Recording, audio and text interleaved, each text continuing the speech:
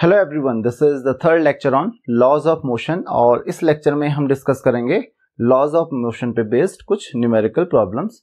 So let's start with the first question, that is a car of mass 500 kg moving at a speed of 18 km per hour is stopped by applying brakes in 10 seconds. Calculate the force applied by brakes. तो आपको Newton second law of motion पता है। Newton second law of motion से हमको दो चीजें पता चली थी। पहला F equal to m into a होता है और दूसरा F इक्वल टू क्या होता है, rate of change of momentum, that is P2 minus P1 by T. तो आपको ये दो चीज ध्यान रखनी है। तो क्या कहता है यहाँ पे क्वेश्चन कि कार का मास कितना है, कार का मास है 500 kg। तो m इक्वल टू कितना है, m equal to question number 1 में m इक्वल टू 500 kg।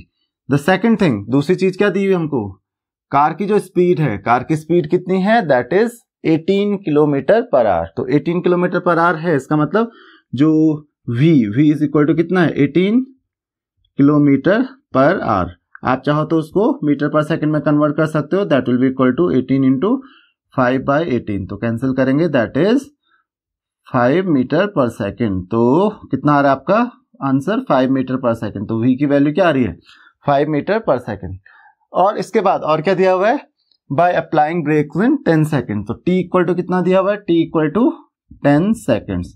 तो मैंने आपको बताया था फोर्स कितना होता है, final momentum minus initial momentum by time. तो final momentum P2 equal to कितना हो जाएगा, दैट इज 0 क्यों हो जाएगा, क्योंकि मोमेंटम इक्वल टू क्या होता है, P equal to m into v होता है। फाइनल वेलोसिटी क्या है, 0 है, तो P2 क्या हो जाएगा, 0 हो जाएगा। Final momentum mass into velocity. उसी तरीके से P1 इक्वल टू क्या हो जाएगा, P1 equal to m into V1, velocity क्या है, initial velocity into V, that is equal to mass 500 kg into जो आपकी वेलोसिटी है 5, that is 2500 kg meter per second. अब हमको पता चल गया, तो डायरेक्ट फोर्स का फॉर्मूला आप अप्लाई कर लीजिए। F इक्वल टू क्या हो जाएगा, P2 minus P1 by time कितना हमारे पास, दैट इज 10 सेकेंड्स।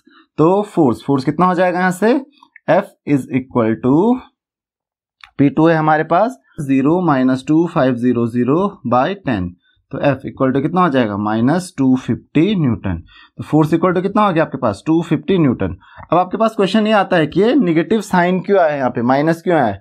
तो निगेटिव साइन क्या शो करता है, force is being applied on opposite to the direction of motion. Direction of motion के अपोजिट में फोर्स कभी भी अगर अपोजिट डायरेक्शन में लगता है, देखिए फोर्स, कार इस समय किसी डायरेक्शन में मूव कर रही है और उसको रोकने के लिए फोर्स लगाया जा रहा है, तो फोर्स क्या करना पड़ेगा हमको, अपोजिट डायरेक्शन में लगाना पड़ेगा।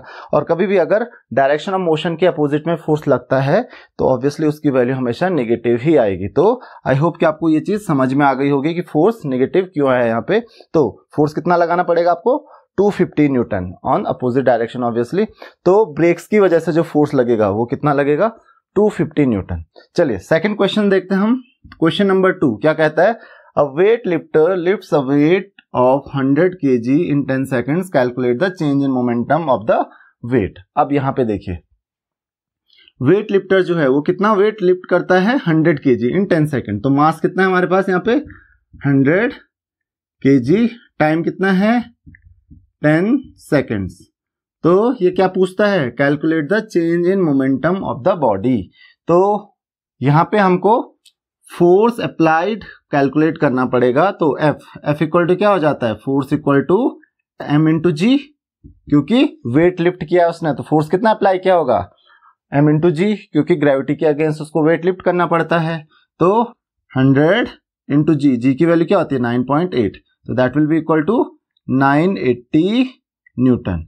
तो हमको क्या मिल गया, फोर्स मिल गया ना। हमको क्या कैलकुलेट करना है, change in momentum of the body. Change in momentum को हम किस चीज से डिनोट करते हैं, डेल्टा पी, मतलब P2 माइनस P1।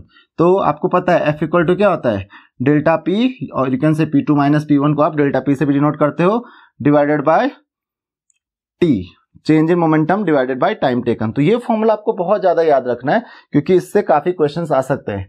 तो फोर्स आपको पता है 980 न्यूटन है हमारे पास, equal to delta p upon time दिया हुआ है आपको, टाइम है 10 सेकेंड, सो डेल्टा पी कितना आ गया यहाँ से 980 इंटू 10 दैट इज 9800 यूनिट क्या हो जाएगी इसकी, किलोग्राम मीटर पर सेकेंड। तो इस तरीके से आप चेंज इन मोमेंटम कैलकुलेट कर सकते हो। तो ये भी सिंपल सा क्वेश्चन है।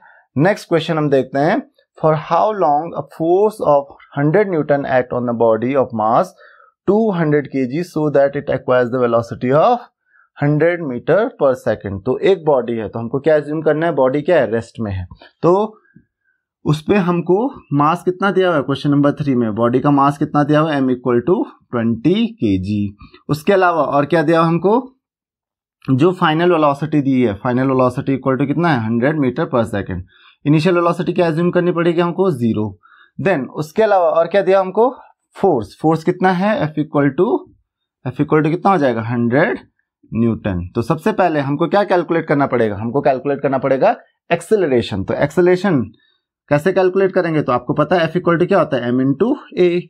एफ आपको दिया हुआ that is 100 newton equal to mass कितना दिया हुआ है 20 इंटू ए। तो यहाँ से कितना हो जाएगा 100/20 इज इक्वल टू ए, कितना हो गया a equal to 5 meter per second square. अब हम क्या करेंगे इसके बाद, अब हम कैलकुलेट करेंगे, क्योंकि हमको एक्सेलरेशन मिल गया, हमको क्या कैलकुलेट करना है, टाइम कैलकुलेट करना है। हमको फाइनल वेलोसिटी पता है 100 मीटर पर सेकेंड, तो हमको क्या कैलकुलेट करना है यहाँ से, टाइम। तो कौन सा फॉर्मूला बेस्ट रहेगा उसके लिए, अब हम चले जाएंगे मोशन इन वन डायमेंशन, जो इक्वेशन ऑफ मोशन थी, that is v equal to u plus a t. सीधा ये फॉर्मूला आप यूज कर सकते हो। तो क्या आ जाएगा यहाँ से, v की वैल्यू आपको दी हुई है that is 100 is equal to u कितना है हमारे पास 0 प्लस ए कितना है 5 इंटू टी। तो यहां से कितना हो जाएगा 100/5 is equal to t. Time equal to कितना आ गया 20 सेकेंड्स। तो आपको 20 सेकेंड्स तक ये फोर्स अप्लाई करना पड़ेगा। तो आपको ध्यान रखना है, उसके लिए आपको पहले एक्सेलरेशन कैलकुलेट करना है, और एक्सेलरेशन से आप इक्वेशन ऑफ मोशन से टाइम कैलकुलेट कर सकते हो। आपको बस ये देखना है कि आपके पास डेटा क्या है और कौन सी इक्वेशन आपको यूज करनी है। देन नेक्स्ट क्वेश्चन आपके पास है क्वेश्चन नंबर 4। क्वेश्चन नंबर 4 क्या कहता है, a truck has mass of 2000 kg, what must be the force between the vehicle and the road if the vehicle is to be stopped by a retarding acceleration of 1.7 metre per second. तो काफी अच्छा question है आपके पास। तो ये क्या कह रहा है, ट्रक का जो मास है वो कितना है 2000 kg है, राइट। तो आपको मास दिया हुआ है m इक्वल टू कितना है 2000 kg। उसके अलावा दूसरा आपको क्या दिया हुआ है, force between the vehicle and the road, जो एक्सेलरेशन है रिटार्डिंग एक्सेलरेशन, मतलब एक्सेलरेशन रिटार्डिंग एक्सेलरेशन है तो इसका मतलब क्या होगा, नेगेटिव होगा। तो a इक्वल टू क्या हो जाएगा -1.7 metre per second square, right. तो अब आपको क्या कैलकुलेट करना है, फोर्स कैलकुलेट करना है। तो फोर्स इक्वल टू क्या होता है m into a. F equal to क्या हो जाएगा, मास, मास कितना है 2000 इंटू एक्सेलरेशन दैट इज -1.7। तो F इक्वल टू कितना हो गया यहाँ से, तो 2000 इंटू 1.7 दैट इज -3400 न्यूटन। और ये नेगेटिव क्यों आया, तो फोर्स कितना अप्लाई करना पड़ेगा, F इक्वल टू 3400 न्यूटन। और ये नेगेटिव अगेन क्यों आया, क्योंकि यहाँ पे क्या एक्सेलरेशन नेगेटिव है, इसलिए फोर्स नेगेटिव आया, क्योंकि आपने against the direction of motion आपने फोर्स अप्लाई किया है। तो नेगेटिव आता है तो आपको इसकी टेंशन लेने की जरूरत नहीं है। नेगेटिव वो इसलिए आता है, फोर्स नेगेटिव इसलिए आता है क्योंकि आप डायरेक्शन ऑफ मोशन के अगेंस्ट क्या कर रहे हो, फोर्स को अप्लाई कर रहे हो। तो फोर्स की वैल्यू क्या आएगी, नेगेटिव आएगी, क्योंकि आपको पता है फोर्स क्या एक वेक्टर क्वांटिटी है। तो अगर आप इस वेक्टर क्वांटिटी को, पॉजिटिव और नेगेटिव का मीनिंग यही होता है कि अगर आप डायरेक्शन ऑफ मोशन के अलोंग फोर्स अप्लाई कर रहे हो, जिस डायरेक्शन में मोशन हो रहा है उसी डायरेक्शन में आपका फोर्स भी लग रहा है, तो फोर्स क्या होगा, पॉजिटिव होगा। जिस डायरेक्शन में आप मूव कर रहे हो, जिस डायरेक्शन में बॉडी मूव कर रही है, आप अगर उसके अगेंस्ट फोर्स लगा रहे हो, उसकी अपोजिट डायरेक्शन में फोर्स लगा रहे हो, तो वो नेगेटिव आएगा। जैसे इस क्वेश्चन में आया था और एक और क्वेश्चन में फोर्स नेगेटिव आया था। तो आपको इस चीज के लिए कंफ्यूज होने की जरूरत नहीं है कि फोर्स नेगेटिव क्यों है। फोर्स नेगेटिव ही आएगा अगर एक्सेलरेशन जो है वो रिटार्डिंग एक्सेलरेशन है, रिटार्डेशन लग रहा है। तो कभी भी आप ब्रेक अप्लाई करते हो तो हमेशा रिटार्डेशन होता है और वहां पे हमेशा फोर्स नेगेटिव आएगा। नेक्स्ट है आपके पास last question, question number 5। Adjacent diagram shows a velocity time graph of 10 kg body moving along a straight line. Find the force acting on the body. तो यहाँ पे आप देख सकते हो ये एक ग्राफ है, यहाँ पे वेलोसिटी दी हुई है मीटर पर सेकंड में और टाइम दिया हुआ है सेकंड्स में। तो हमको क्या कैलकुलेट करना है, यहाँ पे हमको कैलकुलेट करना है force acting on the body. अब force acting on the body कैसे कैलकुलेट हम कर सकते हैं, तो हम फोर्स को कैलकुलेट कर सकते हैं by this formula that is change in momentum, F equal to क्या होता है चेंज इन मोमेंटम, तो that is m v minus m u. अगर इनिशियल वेलोसिटी यू है तो इनिशियल मोमेंटम क्या हो जाएगा एम यू, फाइनल मोमेंटम क्या हो जाएगा एम वी बाई टी, और you can say F equal to m into v minus u by t. अब देखिए यहां पे हम फोर्स कैसे कैलकुलेट करेंगे, तो फोर्स इक्वल टू कितना हो जाएगा, मास देखिए कितना है बॉडी का 10 kg, एम इक्वल टू कितना दिया हुआ है यहाँ पे 10 kg। ग्राफ से बाकी चीजें हम कैलकुलेट कर सकते हैं। इनिशियल वेलोसिटी मान लेते हैं u, इनिशियल वेलोसिटी क्या है जब टाइम 0 है, u इक्वल टू क्या है 0। 4 सेकंड के बाद फाइनल वेलोसिटी मान लेते हैं, 4 सेकंड के बाद क्या है v इक्वल टू कितना है 20 मीटर पर सेकंड, और लास्ट में टाइम कितना है, टाइम कितना दिया आपको that is equal to 4 seconds. तो आप यही यूज करोगे, तो कितना दिया मास आपको 10 kg इंटू v कितना है आपके पास 20 माइनस इनिशियल वेलोसिटी क्या है हमारे पास 0 डिवाइडेड बाय हमको क्या दिया हुआ है टाइम दैट इज 4 सेकंड, तो कितना हो जाएगा f इक्वल टू 200 बाय 4, और you can say force equal to कितना आ रहा है हमारे पास 50 न्यूटन। तो यहाँ पे कितना फोर्स लग रहा है 50 न्यूटन। तो आप ग्राफ को रीड करना सीखिए कि ग्राफ से हमको क्या मिलेगा। ग्राफ दिया हुआ है हमको वेलोसिटी टाइम के बीच में, तो यहाँ से वेलोसिटी आपको पता चल जाएगी हर टाइम पे वेलोसिटी पता चल जाएगी, तो आपको वहां से मोमेंटम पता चल जाएगा, क्योंकि आपको मास ऑलरेडी पता है, तो हर टाइम पे आपको मोमेंटम भी पता चल जाएगा। तो आपको क्या करना है चेंज इन मोमेंटम कैलकुलेट करना है, rate of change in momentum calculate करना है, वही फोर्स के इक्वल होता है। तो Newton second law of motion से आपके पास बहुत ज्यादा क्वेश्चन आएंगे। नेक्स्ट क्वेश्चन आपके पास है find the gravitational force between the two bodies of masses 5000 kg each separated by 10 centimetre. तो ये ग्रेविटेशनल फोर्स से रिलेटेड है, और ग्रेविटेशनल फोर्स का आपको फॉर्मूला पता है, एफ इक्वल टू क्या होता है F equal to G m1 m2 by r square. R क्या होता है यहाँ पे डिस्टेंस होता है, तो जी की वैल्यू आपको पता है, जी इक्वल टू क्या होता है 6.67 इंटू 10⁻⁻11 न्यूटन मीटर स्क्वायर पर केजी स्क्वायर। और बाकी जो m1 की वैल्यू आपको दी हुई है, m1 इक्वल टू कितना दिया हुआ है आपको दैट इज 5000 kg 5000 kg, और m2 भी आपको सेम दिया हुआ है दैट इज ऑल्सो 5000 kg। उसके अलावा आपको क्या दिया हुआ है सेपरेटेड बाय 10 सेंटीमीटर आर, तो ध्यान रखना आपको 10 सेंटीमीटर दिया है, इसको आपको किस में कन्वर्ट करना पड़ेगा मीटर में, तो दैट इज 0.1 मीटर। जस्ट आपको सब कुछ दिया हुआ है, सिर्फ आपको फॉर्मूले में पुट करना है। तो ग्रेविटेशनल फोर्स, ये ग्रेविटेशनल फोर्स कितना हो जाएगा दैट इज जी की वैल्यू दी हुई है दैट 7, आपको ये ऑलरेडी पता होनी चाहिए, माइनस 10⁻11 इंटू 5000 डिवाइडेड बाय क्या हो जाएगा यहाँ पे आर कितना है हमारे पास, आर है 0.1, आर स्क्वायर 0.1 का स्क्वायर। तो आप इसको कैलकुलेट कर लीजिए दैट इज 6.67, तो यहाँ पे 10⁻³ 6 हो जाएगा, तो कितना हो जाएगा 6.67 इंटू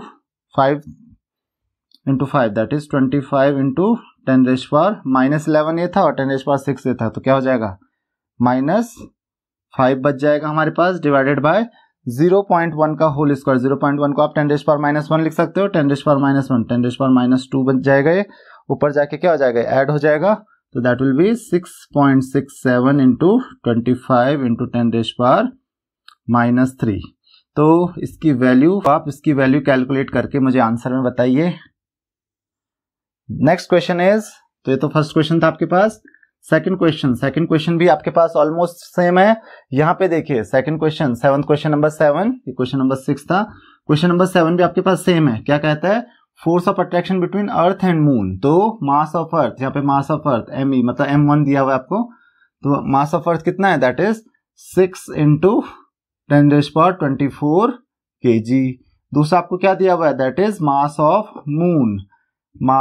मून कितना दिया हुआ है आपको, दैट इज 7.4 इंटू 10⁻22 kg। उसके अलावा और क्या दिया हुआ है आपको, moon is this distance away from the earth, तो आर डिस्टेंस भी दिया हुआ है आपको, आर कितना है 3.84 इंटू 10⁸ मीटर। सब कुछ आपको दिया हुआ है, आप जस्ट फॉर्मूले में पुट कीजिए वैल्यू। फोर्स ऑफ ग्रेविटेशन क्या हो जाएगा 6.67 इंटू 10⁻11 इंटू m1 कितना है मास of earth, that is 6 into 10⁻22 24 into 7.4 into 10⁻22 divided by 3.84 into 10⁸8 का होल स्क्वायर। इसका भी आप मुझे आंसर बताइए कमेंट बॉक्स में।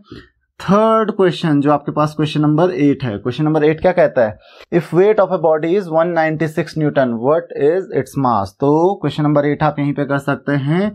आपको क्या बोला गया है, वेट कितना हो बॉडी का, 196 न्यूटन। तो आपको पता है वेट जो होता है, weight W is equal to क्या होता है, m इंटू जी।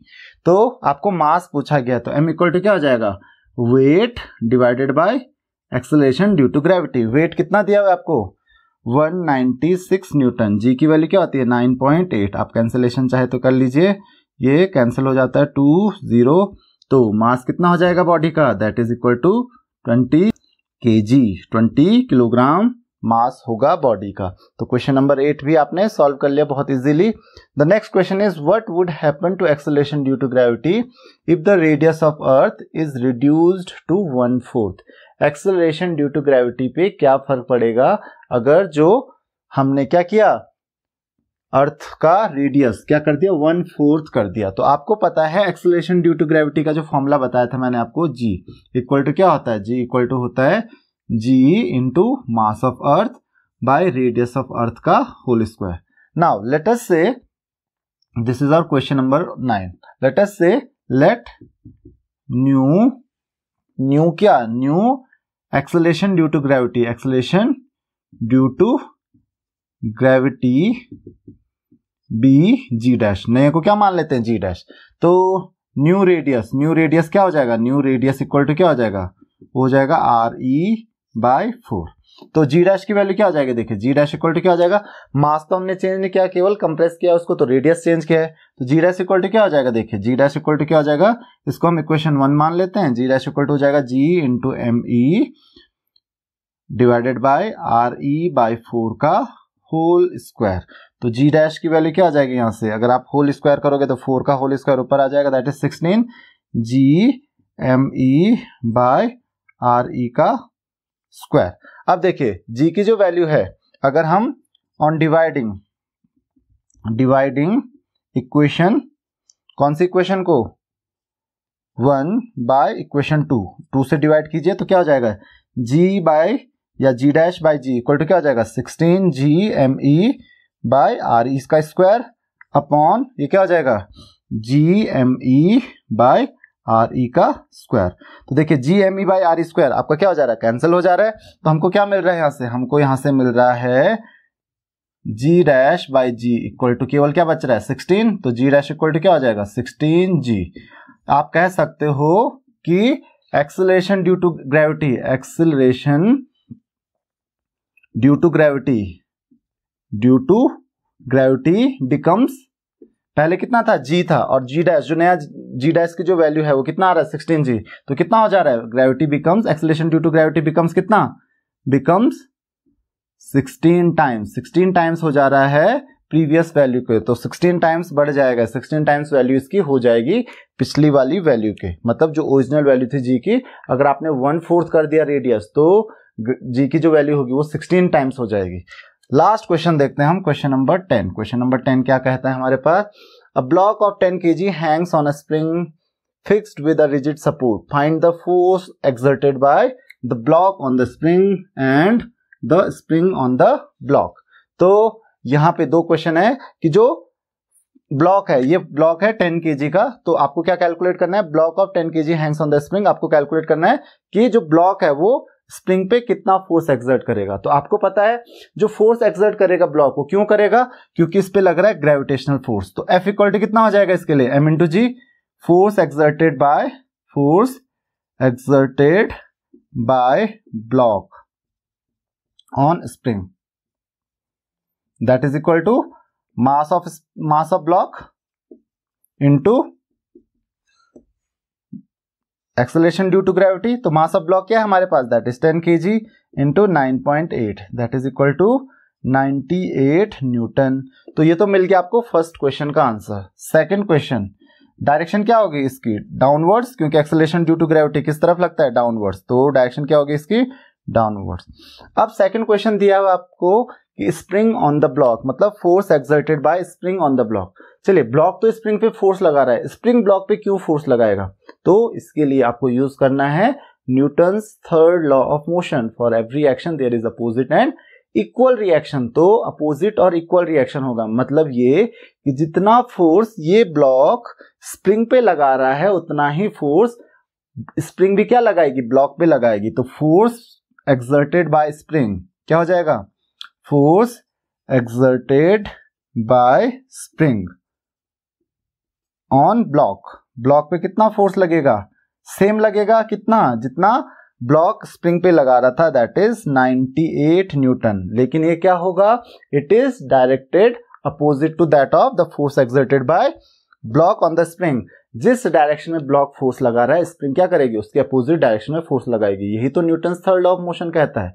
तो फोर्स इक्वल लगेगा लेकिन अपोजिट डायरेक्शन में लगेगा। तो ब्लॉक किस डायरेक्शन में फोर्स लगा रहा था, डाउनवर्ड्स, तो स्प्रिंग किस डायरेक्शन में फोर्स लगाएगी, अपवर्ड्स, तो that will B upwards force. तो ये बहुत सिंपल सा क्वेश्चन था, ये बेस्ड था Newton's third law of motion पे। तो इस तरीके का क्वेश्चन भी आपके पास पूछा जा सकता है। तो आई होप कि आपको क्वेश्चंस क्लियर हो गए होंगे। अगर आपको कोई भी डाउट है तो आप मुझे कमेंट्स में क्वेश्चंस पूछ सकते हो। इस लेक्चर में इतना ही। Thank you very much. अगर आपने अभी तक चैनल को सब्सक्राइब नहीं किया है तो चैनल को सब्सक्राइब करें और बेल आइकन को प्रेस करें ताकि हमारे लेटेस्ट वीडियोस के अपडेट आपको मिलते रहें।